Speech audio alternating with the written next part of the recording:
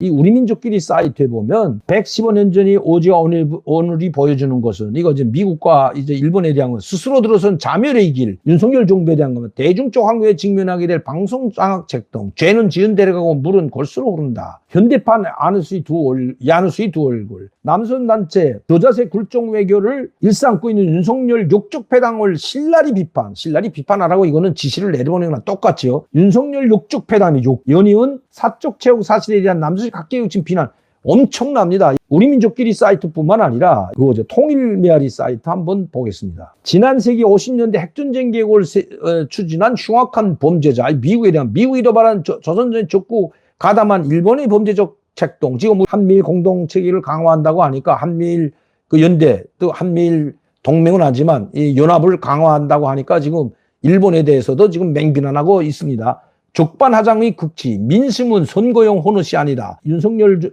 대통령을 현대판 동교태랍니다. 변할 수 없는 고질적인 악습, 호전적 객기 끝은 황천계, 이 윤석열 좀 제 손으로 제 눈을 찌르고 있다. 이 장한 몽땅 우리 민족끼리 사이트든 통일메아리든 메아리든 조선의 오늘이든 모든 대남 해외 매체 사이트들이 입에 담지 못할 윤석열 정부에 대한 맹비난, 포브리스뿐만 아니라 매일과 같이 남조선 사회단체들 이러면서 이 윤석열 욕적 패당을 반대해서 들고 일어나는 이런 지시문과 같은 것을 계속 싣고 있다는 것입니다. 이런 상황에서 대화를 할까요? 대화를 해도 얻을 것이 아무것도 없다는 것을 북한은 너무나도 잘 알고 있기 때문입니다. 북한 결코 핵 포기하지 않습니다. 물론 우리가 북한은 핵을 포기하지 않는다고 해서 대북 정책을 포기할 수는 없는 거죠. 그렇다고도 윤석열 정부의 이 담대한 계획, 이제 뭐 어떤 것이 들어가 있는지 밝혀지겠지만 만에 하나 핵을 포기하게 된다면 북한이 국제사회에 온전하게 나와서 남북협력 관계뿐만 아니라 북한이 잘 살 수 있는 사회를 갈 수 있도록 한국이 적극적으로 지원할 뿐만 아니라 미국도 거기에 동참한다는 것, 그런 내용이 되었을 겁니다. 문제는 북한이 핵을 포기하지 않는다는 데 있죠. 특히 이렇게 강경하게 입장으로 돌아서게 된 것은 바로 문재인 전 정권 때문입니다. 문재인 전 대통령이 북한에 이러한 강경하게 돌아갈 수 있는 그런 조건과 그런 이유를 마련해 줬기 때문입니다. 왜냐하면 해줄 수도 없는, 줄 수도 없는 것을 주겠다고 거짓말을 잔뜩 늘어놓고 USB에 담아서 휘황찬란한 설계들을 김정은에게 넘겨줬기 때문에 이런 일이 벌어졌다는 겁니다. 줄 수 있는 건 줄 수 있고 못 주는 건 못 준다고 핵무기를 포기하지 않으면 아무것도 할 수 없다는 것을 이야기했다면 오늘날 남북관계가 이렇게까지 악화되지는 않았을 겁니다. 윤석열 정부의 대북정책 이제 곧 발표되겠지만 문재인 전 정권이 남북관계의 파멸을 가져왔다는 것 결코 잊어서는 안 됩니다. 왜냐하면 문재인 정권 때 남북공동연락사무소를 훈족도에 폭파시키다 지금도 이야기하고 있습니다. 그전에 그 연락사무소를 폭파시키는 정도에 그치지 않겠다고 협박하고 있는 거죠. 전 대통령에 대해서 문재인에 대해서 맹비난을 했던 것이 바로 북한입니다. 삶은 소대가리 밑에 뭐 이루 헤아릴 수도 없죠.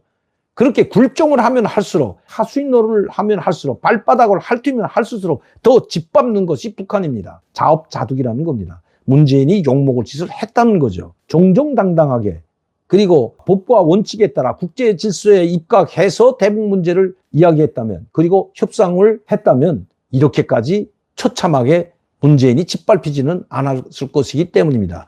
거기에서 김정은이 하나 깨달은 것이 있습니다. 문재인은 말로서 이렇게 휘황찬란한 나에게 설계도 USB를 넘겨줬지만 미국의 승인 없이는 또 유엔 안보리 승인 없이는 한 발자국도 단 1달러도 줄 수 없다는 것, 몰래 주는 것 외에 1달러도 줄 수 없다는 것 알았다는 것입니다. 윤석열 정부도 마찬가지라고 생각할 겁니다.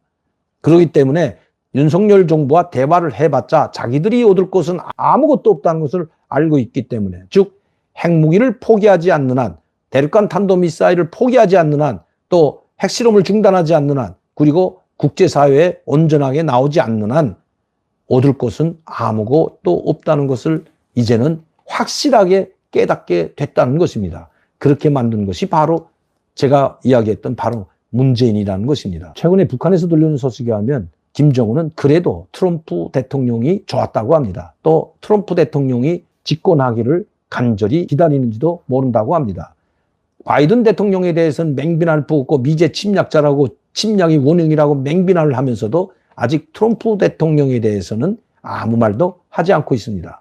톱단 방식을 중요시하는 트럼프 대통령, 1대1 정상끼리 만나서 모든 문제를 해결하려는 김정은, 즉 그가 해결하는 것은 단 한 가지입니다. 지금 만들어 놓은 핵무기, 100기가 됐든 150기가 됐든 북한이 가지고 있는 핵무기는 절대 포기하지 못한다.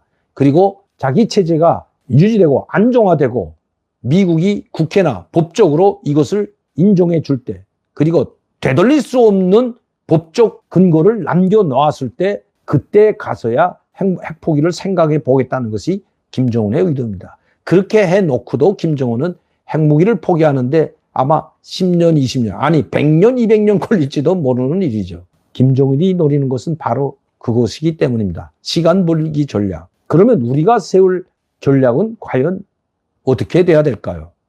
그 내용은 윤석열 정부의 대북정책, 전망, 그리고 그 대안에 대해서는 대안이 없는 것이 결코 아닙니다. 그 대안에 대해서는 다음 시간에 한 4가지 주제로 여러분들께 제가 지금까지 연구해왔던 대북정책 대안, 김정은을 돌려 세울 수 있는, 아니면 북한이 핵을 포기할 수 있는 그 대안을 제가 다음 시간에는 말씀드리도록 하겠습니다.